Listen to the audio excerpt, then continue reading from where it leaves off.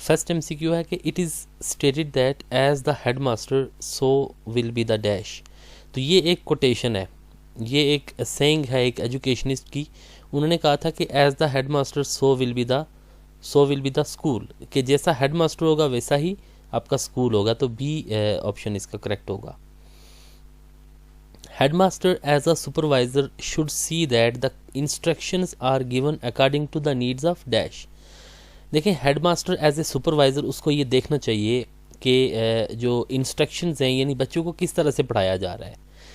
Instructions are given according to the needs of, किसकी ज़रूरत के तहत उनको इंस्ट्रक्शंस दी जा रही हैं, करिकुलम, स्कूल या चाइल्ड। अब देखें, इंस्ट्रक्शंस तो आपने बच्चों को देनी होती है ना, तो बच्चों की नीड्स के अकॉर्डिंग उनकी ज़रूरत के मुताबिक आपने इंस्ट्रक्शंस देनी होती हैं। तो राइट आपका सी आंसर हो जाएगा, child. The instructional improvement in a school depends upon. एक स्कूल में इंस्ट्रक्शनल इम्प्रूवमेंट मीन टू से कि जो टीचिंग लर्निंग प्रोसेस है उसकी इम्प्रूवमेंट कैसे हो सकती है, कोऑपरेशन से, मोटिवेशन से, आइडियल सुपरविजन। तो आप देख लें कि एक स्कूल में जो इंस्ट्रक्शनल इम्प्रूवमेंट है तो वो एक अच्छा जो आपका सुपरवाइज़र होगा वो ओवरसी करेगा चीज़ों को और फिर उसमें प्रॉब्लम्स को आइडेंटिफाई करेगा और आपको बताएगा कि आप किस तरह से अपनी जो है ना टीचिंग को बेहतर कर सकते हैं। तो इंस्ट्रक्शनल इम्प्रूवमेंट, आइडियल सुपरविजन यानी हेडमास्टर उसको बेहतर कर सकता है। तो राइट आंसर सी होगा। नेक्स्ट MCQ है, the violation of dash is an irregularity which can only be permitted under exceptional circumstances. तो किस चीज़ की वायलेशन एक इरेगुलरिटी है जिसको कुछ मखसूस हालात में जिसकी इजाज़त दी जा सकती है। वायलेशन आप स्कूल डिसिप्लिन की करते हैं, एजुकेशनल मैनेजमेंट की। अब देखें, एजुकेशनल मैनेजमेंट को आपने क्या वायलेट करना है, ये टीचर्स की बात हो रही है ना कि उसको वायलेट करेंगे, लेकिन कुछ ख़ास हालात में इजाज़त दी जा सकती है। School time table. अब जो वायलेशन का जो लफ्ज़ मोस्टली यूज़ होता है ना, तो that is used with discipline. तो स्कूल डिसिप्लिन एक ऐसी चीज़ है जिसको आप वायलेट करेंगे तो वो एक इरेगुलरिटी हो सकता है और जो है तो उसको कुछ ख़ास हालात में इजाज़त दी जा सकती है। अदरवाइज़ ये है ना कि डिसिप्लिन को हमेशा आपने मेंटेन रखना होता है।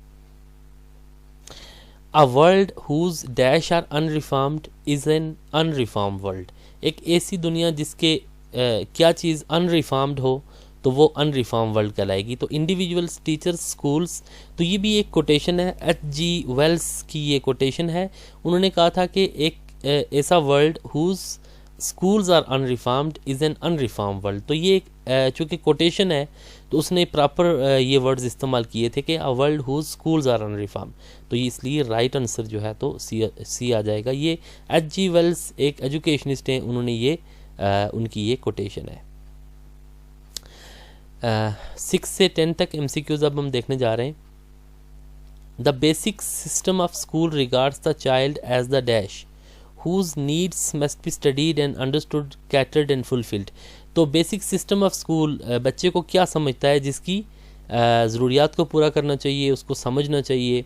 तो educational consumer, social consumer, economical consumer. अब डेफिनेटली एक एजुकेशन सिस्टम जो है, स्कूल सिस्टम बच्चे को एज ए एजुकेशनल कंज्यूमर यानी कि आप एजुकेशन पे पैसा लगा रहे हैं, एक ओवरऑल सिस्टम आपने बनाया हुआ है, तो उसका कंज्यूमर कौन है? डेफिनेटली चाइल्ड जो है ना तो एक कंज्यूमर है। तो चाइल्ड के गिर्द जो है तो पूरा एक जो एजुकेशन का जो सिस्टम है तो वो घूमता है। तो इसलिए राइट आंसर आपका ए आ जाएगा, एजुकेशनल कंज्यूमर चाइल्ड को स्कूल सिस्टम समझता है। The whole spirit or moral of school administration be fundamentally optimistic is the principle of. किसका प्रिंसिपल है कि ओवरऑल जो स्कूल सिस्टम है उसका जो मोरल है ना तो ऑप्टिमिस्टिक होना चाहिए। तो ये कोऑर्डिनेशन से होगा, एफिशिएंसी से होगा, रिलेटिव वैल्यूज से होगा। तो ये जो मोरल स्कूल सिस्टम और एडमिनिस्ट्रेशन का ये ऑप्टिमिस्टिक, ये कोऑर्डिनेशन चीज़ें आपस में कोऑर्डिनेट करेंगी, टीचर्स और सुपरवाइज़र और जो है ना बच्चे, पेरेंट्स और जो स्कूल का जितना भी आपके इक्विपमेंट्स हैं, सारी चीज़ें जब कोऑर्डिनेट करेंगी ना तो फिर क्या होगा कि ऑप्टिमिस्टिक हो जाएगा आपकी जो स्कूल एडमिनिस्ट्रेशन और ओवरऑल जो स्कूल का जो मोरल और स्पिरिट है तो वो एक बेहतर हो जाएगा कोऑर्डिनेशन के ज़रिए। ए राइट आंसर आ जाएगा। Education psychology was given its practical bent by. तो एजुकेशन साइकोलॉजी में देखें टर्मन, पैटरसन, कैटल, थर्नडाइक। तो थर्नडाइक जो साइकोलॉजिस्ट हैं, वो एक एजुकेशनिस्ट हैं जिन्होंने बहुत सारे तजर्बात किए हैं, काफ़ी सारे एक्सपीरियंसेस उन्होंने एनिमल्स और बच्चों के ऊपर भी किए हैं, ह्यूमंस के ऊपर भी किए हैं। तो उनके जो एक्सपीरियंसेस हैं उनसे एक एजुकेशन साइकोलॉजी को एक प्रैक्टिकल बेंट मिला था। तो ये थर्नडाइक ने काफ़ी एक्सपीरियंसेस किए, इसलिए उसको आप कह सकते हैं कि उन्होंने साइकोलॉजी को प्रैक्टिकल एक साइंस बना दिया था। राइट आंसर डी आ जाएगा। The degree to which the test can successfully be implied by class teachers और एडमिनिस्ट्रेटर्स इज कॉल्ड। तो डिग्री टू विच जो टेस्ट है तो वो बेहतर अंदाज से क्लास टीचर्स उसको एडमिनिस्टर कर सकते हैं, यानी उसको कंडक्ट कर सकते हैं। तो ये क्या चीज़ कहलाती है? Validity, reliability, usability, objectivity. तो वैलिडिटी जो टेस्ट की होती है तो उससे मुराद ये होती है कि आप जो जिस चीज़ का टेस्ट लेने जा रहे हैं, जो चीज़ आप चेक करना चाह रहे हैं, अगर टेस्ट आपका वही चीज़ चेक कर रहा है, तो जो चीज़ आप मैयर करने जा रहे हैं, ठीक है, तो वही चीज़ अगर मैयर हो रही है तो वो वैलिडिटी होती है। If the test measures what it is suppose to measure, तो ये वैलिडिटी होती है। रिलायबिलिटी होती है आपके कंसिस्टेंट स्कोर्स होते हैं, अगर आप टेस्ट में कंसिस्टेंट स्कोर कर रहे हैं उसी तरह के सेम लेवल के टेस्ट में, तो वो टेस्ट की रिलायबिलिटी होती है। यूजेबिलिटी होती है आपकी ease of conduction of test, यानी आप जितना बेहतर अंदाज से उसको कंडक्ट कर सकते हैं, तो ये यूजेबिलिटी होती है। ऑब्जेक्टिविटी से मुराद ये है कि आपकी जो इंडिविजुअल जो थिंकिंग होती है, या कोई किसी भी पर्सन का किसी भी एक शख्स का टेस्ट के ऊपर कोई असर ना हो, चाहे वो टीचर है, कंडक्टर है, या इवन स्टूडेंट है, तो उसकी ज़ात से वो टेस्ट मुतासर ना हो। तो ये चीज़ होती है ऑब्जेक्टिविटी। यूजेबिलिटी आएगा डेफिनेटली कि degree to which the test can be successfully implied. अब टीचर्स उसको बेहतर अंदाज से कैसे कंडक्ट करते हैं, तो ये चीज़ यूजेबिलिटी कहलाता है, इज़ कॉल्ड यूजेबिलिटी। नंबर 10 है Benjamin Bloom's has given dash domains of objectives of education. Bloom's ने जो है ना तो कितने डोमेन्स ऑफ ऑब्जेक्टिव्स प्रेजेंट किए थे, तो ये कंफ्यूजिंग हो सकता है चूँकि ब्लूम्स ने बेसिकली जो 6 नहीं बल्कि 3 डोमेन्स उसने दी थी ना, कॉग्निटिव डोमेन, अफेक्टिव और साइकोमोटर डोमेन। जबकि कॉग्निटिव डोमेन के आगे लेवल्स जो है ना, लेवल्स ऑफ ऑब्जेक्टिव वो 6 होते हैं, जिसमें knowledge, understanding, comprehension, analysis, synthesis, evaluation. तो ये आपके क्या हैं कि ब्लूम्स टैक्सोनॉमी के आगे लेवल्स ऑफ ऑब्जेक्टिव्स हैं। जबकि डोमेन्स कितनी हैं? डोमेन्स उसने 3 बताई थी। तो राइट आंसर ए आ जाएगा, 3 डोमेन्स। 11 to 15 अब हम डिस्कस करने जा रहे हैं। Evaluation is a systematic process of collecting and analysing data in order to dash. तो इवैल्यूएशन के ज़रिए आप क्या करते हैं? इंफॉर्मेशन हासिल करते हैं, गिव वैल्यू, मेजर क्वालिटी या मेक डिसीजन। तो इवैल्यूएशन जजमेंटल सेंस में होती है, बड़े सेंस में होती है इवैल्यूएशन। इवैल्यूएशन के थ्रू आप जजमेंट करते हैं, डिसीजंस करते हैं, तो ये बड़े लेवल की चीज़ है इवैल्यूएशन, टेस्ट, एग्जामिनेशन वगैरह से बढ़ के है। तो ये in order to make decision, तो ये जजमेंट होती है इवैल्यूएशन। तो राइट आंसर आपका डी आ जाएगा। A group of task or questions to which a student is to respond is. एक ग्रुप ऑफ टास्क या क्वेश्चंस होते हैं, उसको क्या बोलते हैं? टेस्ट, मेजरमेंट, इवैल्यूएशन या एग्जामिनेशन। अब मेजरमेंट जो है ना तो वो क्वांटिटेटिव सेंस में होती है, इवैल्यूएशन जजमेंट होती है, एक बड़ी चीज़ है। एग्जामिनेशन में सिर्फ ग्रुप ऑफ क्वेश्चंस नहीं होते बल्कि बहुत सारे पेपर्स होते हैं। तो इसलिए ये सिंपल चीज़ है कि ग्रुप ऑफ टास्क या क्वेश्चंस जिसको स्टूडेंट ने रिस्पॉन्ड करना है, दैट इज़ कॉल्ड टेस्ट। तो ये राइट आंसर आपका ए आ जाएगा। In a school, an individual's permanent record including his complete information about achievement, health, etc. is called। तो एक स्कूल में एक बच्चे का जो इंडिविजुअल रिकॉर्ड वगैरह है वो क्या है, उसको क्या बोलते हैं? School administration, class management, cumulative record. तो ये एक बच्चे का जो ओवरऑल रिकॉर्ड होता है that is called cumulative record. C आ जाएगा answer. One of the headmaster's duties is to use research dash imparting education in formal system। तो हेडमास्टर ने रिसर्च को किस तरह से इस्तेमाल करना होता है? देखें, एज ए फार्मेलिटी वो रिसर्च को यूज़ करेगा, एज ए हॉबी करेगा, या प्रॉब्लम आइडेंटिफिकेशन के तौर पे, या as a knowledge advancement.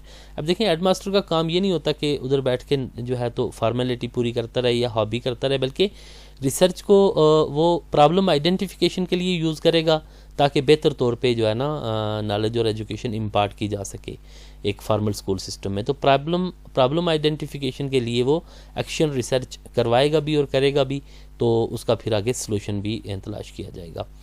The philosophy of the basic efficiency principle approach in organisational system had advocated by. तो बेसिक एफिशिएंसी प्रिंसिपल जो फिलासफी है तो ये FW टेलर ने ये दी है। उन्होंने जो है ना तो साइंटिफिक मैनेजमेंट थ्योरी भी दी है, और ये जो है ना तो फिलासफी में उन्होंने द बेसिक एफिशिएंसी प्रिंसिपल उन्होंने ये एक थ्योरी प्रेजेंट की है FW टेलर ने। तो इस आज के इस लेक्चर में हम 20 MCQs डिस्कस करेंगे।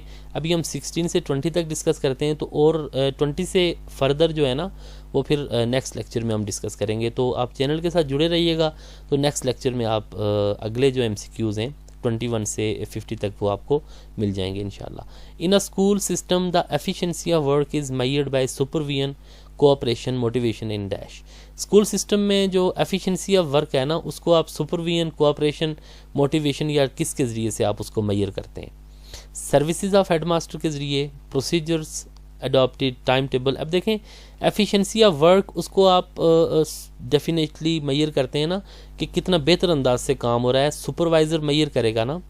कोऑपरेशन के ज़रिए, मोटिवेशन के ज़रिए, ये सुपरविजन जो है तो हेडमास्टर भी कर सकता है, और आपके फॉर एग्जांपल सेक्शन हेड्स हैं ना, प्राइमरी सेक्शन, मिडिल सेक्शन, तो सेक्शन हेड सुपरवाइजिंग कर सकते हैं, कोऑपरेशन, मोटिवेशन, और इसके अलावा जो है ना आपकी जो बोथ A एंड C है, टाइम टेबल भी आपका इस्तेमाल होता है ना आपकी एफिशिएंसी को मेजर करने के लिए कि कितना बेहतर अंदाज से स्कूल चल रहा है, टाइमिंग को फॉलो किया जा रहा है। फिर सर्विसेज ऑफ जो हेड मास्टर है ना तो वो भी एज ए सुपरवाइज़र। तो इस तरह से आपकी जो एफिशिएंसी ऑफ वर्क है वो मेजर हो जाएगी। D आपका राइट आंसर होगा। नेक्स्ट है कि school supervision is the process by which dash is given when and where it is needed. School supervision एक ऐसा प्रोसेस है जिसमें आपको क्या चीज़ दी जाती है? गाइडेंस दी जाती है। देखें डेमोन्स्ट्रेशन तो स्कूल सुपरविजन बार बार नहीं देगी ना जब आपको ज़रूरत होगी, बल्कि असिस्टेंट्स भी, मदद भी उस तरह से तो ज़ाहिर है स्कूल सुपरविजन आपको नहीं दी, बल्कि गाइडेंस आपको प्रोवाइड करेगी कि आपको रहनुमाई देगी जब भी आपको ज़रूरत होगी। तो B राइट आंसर होगा।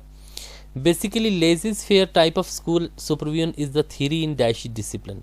तो लेजिस फेयर ये जो टाइप ऑफ स्कूल सुपरविजन है ना तो ये 3 तरह की मोस्टली जो एडमिनिस्ट्रेटिव टाइप्स होती हैं ना जिसमें डेमोक्रेटिक, ऑटोक्रेटिक और लेजिस फेयर। तो ये स्कूल ऑर्गेनाइजेशन में और एजुकेशनल करिकुलम इस तरह के डिसिप्लिन में ये टर्म यूज़ होती है लेजिस फेयर। तो राइट आंसर D आ जाएगा, A एंड B।